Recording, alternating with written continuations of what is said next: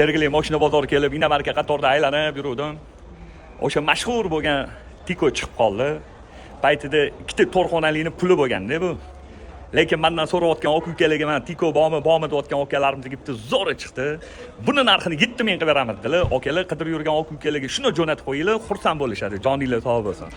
Xo'p, 2001-yil probegi 25 ming, 4 yumshoq yangi balonlarda mana shu yerda kichkina pitno bor ekan.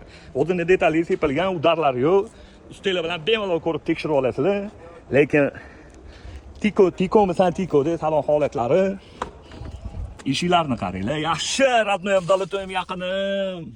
To'g'ri, o'sha paytlar men juda kichkina bola bo'lgan ekanman-da. Hozir bunday yoniga kelsam, sig'amanmi, sig'maymanmi deb.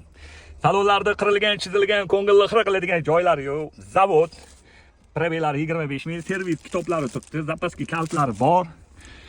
Gap yo'q lekin. Xo'p, 2001-yil 25 ming yurgan bu Tikoni 7 mingga berib yuboramiz, bosinglar.